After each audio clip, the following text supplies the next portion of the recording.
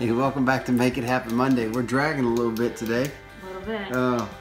We did some fishing with some patrons this weekend, didn't we? Yeah. Get on up here where everybody can love you and be part Oh, of it. you're the guy they need to hear. This weekend we paddled against the wind. That was one thing we did with Shay and Deanna. Yeah, I was smooth off of coming back from Grand Isle. So. Yeah, so we're dragging a little bit, but we're going to make it happen for Make It Happen Monday regardless. So let's talk a little bit about where 30 Miles Out is headed for the new year. What we're going to be focusing on. Hospitality. We're going in the hospitality business. Going in the hospitality business. It's kind of revealing itself to us. You're already in the hospitality business. Yeah, I know, but it's kind of revealing itself.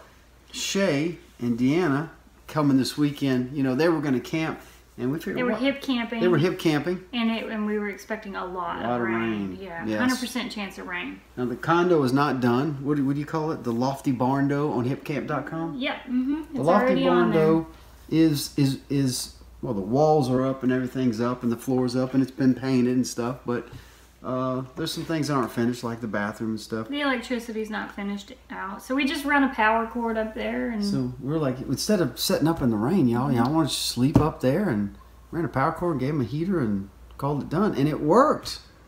It did. They loved it. Put a mini fridge up there. Put a mini fridge up there for them, and a coffee maker. Everything. And they slept inside with heat. And Ty made them egg sandwiches. Yeah, so my favorite thing is to go out to the coop, get fresh eggs, and then make everybody egg sandwiches in the morning. I love it. I think it's a blast. Yeah, I know. I love taking care of people. And then we got to take them fishing from the house like we do. So it's nice. Our house kind of sits on the top of Pensacola, and we're able to jet to different spots from here. So it's actually a pretty good location as far as fishing everything. And so we were able to take them to this spot and then take them to this spot and come back and regroup and go to this spot. Yep. And it worked out really well, I thought. It did, yeah. So so for 2019, where are we headed, Teresa? Is that what it is? In the hospitality business, apparently. The hospitality business. Apparently. Hip Camp. Hip Camp is where it's at, yes. Hipcamp.com. Chickens and beaches. We got chickens and beaches, and we got the Lofty Barndo. You can now book the Lofty Barndo. It's still rustic. It's got walls and everything, but the electric and the plumbing isn't completely finished. So we're composting a toilet, and we did a power cord. We did 2 compost toilets in the bathroom. There was light. There was heat. Bonuses to actually staying on the property are that we have a circle driveway, a really large circle driveway. There's plenty of space for them and probably 10 more cars. For a travel trailer. The travel trailer room, we don't have the 210 outlet, but we can provide an extension cord. And you can park your kayaks where it's safe. That's a lot of the problems. Yeah, there's no trouble. Our barn stays open 24/7. No trouble back there. We run into when we go to hotels is the kayaks are on the trailer. The kayaks are in the back of the truck. So you get very, very nervous about that. Worried about all your gear. And people ask all the time when they're coming here, where's the safe place? Which hotel is safest? Well, we don't know because we don't stay in any of them. So the only thing we can suggest is parking your trailer here. We're kind of out in the country. We have a big street light. We never have any problems, so it's pretty safe 2 acres. back there. Yeah. So if you want a tent camp, we have plenty of space for tents. We have the Lofty Barndo, and we're even discussing getting a little camper for us to travel in, and then keeping it set up here when we're not traveling, and letting people stay in that. So and we have a fish cleaning table, and we're headed definitely in hospitality direction. And that's a lot of fun, meeting subscribers and meeting patrons and just hanging out with them, and then getting to take them fishing and putting them on the spot. Yeah, it's total one-on-one. We fish every week, so we kind of, when they stay with us, it's kind of like we just get to take them to do what we do, fish and film, and it's just a blast. Making all of Ty's dreams come true. Fish, film, and play music. Maybe we should have a 30mo fishing festival out here in the backyard. We could do that. We can do anything. Yeah, if you got any questions about what we're doing over here with all this, just comment below and we'll get back to you. Hit us up at tyonthefly@yahoo.com. Let us know if there's if y'all have any ideas. Comment below. Anything you'd like to see if you did come stay with us, or I'm interested in taking care of people. He's got big plans. Let me tell you that. The barn is going to become a very communal area. Yeah, looking forward to seeing you here. Where are you? You're right there. 30mo fishing compound. Yeah.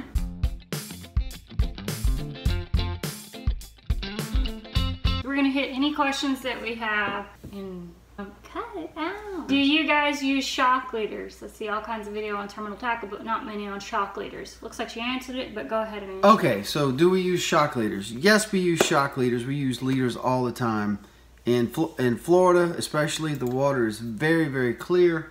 Braid is super visible in clear water. It just looks like a line coming through the water. So we either use mono or we use fluorocarbon. If the water's relatively clear, I just use mono pretty much 80% of the time. If the water's gem clear offshore, which it can be a lot of times, we use fluoro, but it cuts down on visibility dramatically.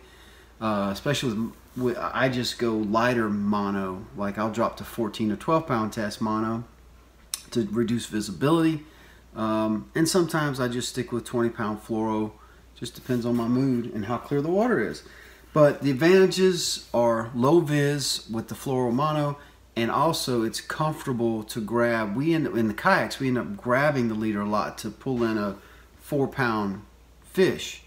So grabbing braid to pull that fish in is not comfortable at all. Grabbing 20 pound, 17 pound fluoro mono is much more comfortable on the hand. You're not going to get cut. If a fish runs with braid in your hand, it'll slice you. What type of camera and microphone are you using? I know we've covered that, but go ahead. We have gotten rid of all our GoPro Hero 5 regular GoPros, and we are now all GoPro Session 5s. Sessions, the little square one. Yeah, and no the mic. Internal mics, just whatever they have. We keep it simple around here. Right, no microphone. And we found that mics on the Session are very honed in, very directional. Yeah, it's a very directional mic. It shoots straight. The mic is in the very front, and I think in the back, the hat on my hat, it ends up blocking the back mic, which gives a shotgun effect, and I don't get all the ambient noises that we got on the Hero 5s because their mics are on the sides and on the top. And 3 mics. Yeah, I think left, right, and top maybe. So to solve that problem, you have to go with an external mic. Yeah, well, if you're going to use the regular Hero 5, you got to do something because it's crazy amounts of noise coming from it. But that Session, shoot straight. Love them. And they're simple. Another question, what program are we using to edit? I know we've covered it, but every time we get a question about, I want to be able to answer people. Back to simple on the program. We love Apple everything. We have Apple stock, man. We love Apple. iPhones and iMacs. The iMacs we use as they come in the box from the store. I use the GarageBand. Comes with iMovie. Comes with iMovie to make them Get to the videos. point. And it comes with GarageBand, which I make the music with. He just wants to know right from the shop. What you use to edit. Stock iMacs, what's in it? That's it. That's iMovie. iMovie. I'm elaborating a little bit. I have a license to do that. You do? Can I see that license? Just get the questions, lady. How is the price on the cameras we're using? GoPro Sessions are very cheap. We've seen them used on Amazon. You get them used for $89. 89 bucks on eBay and stuff. Yeah, man. I think brand new. How much are they? $199 or something? Yeah. I think they're phasing them out too, so yeah, they're phasing them out. So we're going around picking up all the old ones right now. Yeah, they range from 80 to about 200, and that's you can get them on eBay, you can get them on Amazon, you can get them refurbished, or you can get them brand new. We love them. Yes, we have 3. Simple. Larry Creech, I like his question because this is a very, very good question. Let's hear it. It's about sunglasses. He wants to know, does a pair that costs $30 work as good as a pair that costs $100 or plus? Yes and no. Does he need to pay the extra money? I would say don't pay $4 for a pair, but the $25 pair, I wear them all the time.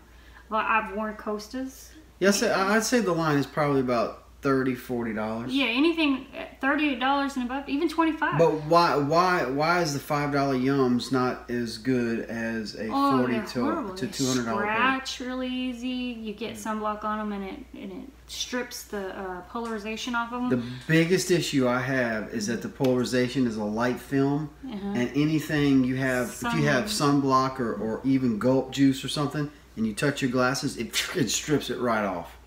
But I do buy us the $25 Strike Kings, and I love them. They're great, and they've come out with new ones which are even better appearance-wise. But they don't scratch as easy, and they don't fade as easy as those $4 pair. So let's say $25 probably the bottom level mark to something that'll last if you take care of it. And then of course the higher you go the up, Costas and the you Smiths. start going up in dollars. You get, you know, lenses that won't scratch quite as easy, lenses that are a little clearer, and All day we long. use the Strike Kings quite a bit. They last. They do. And we were using Costas, and I sunk 2 pair And they were in heavy. the ocean. The closest we had were It glass. hurts. It hurts a lot to sink a $200 pair of glasses. They were glass lenses, and they crushed my nose because they were so heavy. Yeah, so they I were had to heavy. get away from them. Does the session have a battery charge memory? Like if you charge it when it's not completely dead, or do you let it drain completely before charging? Darren wants to know that. So we will charge. He doesn't do this.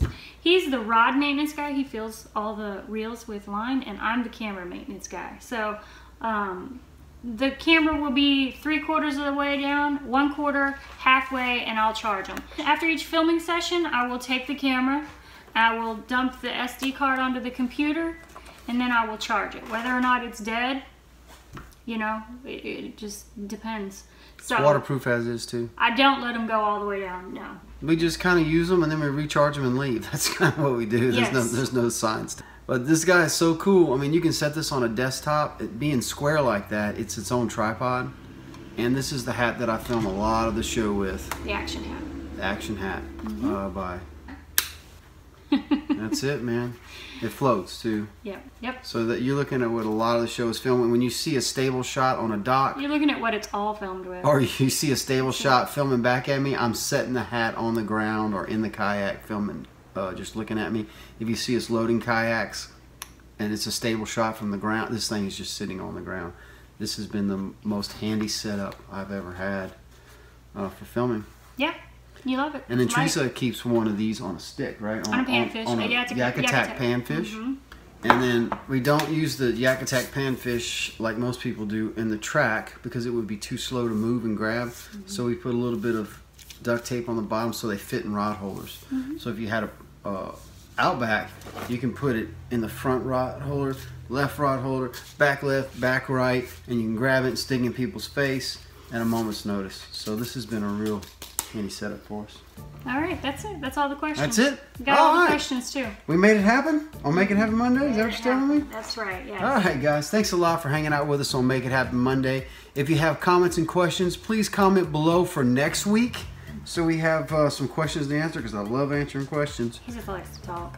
That's why he's getting in the hospitality business. So he's got somebody else to talk to other than me. Because I'll go to sleep on him. We're not going to get into this right now, are we? Take care, y'all. I hope everybody had a happy Thanksgiving. Give me a kiss right here.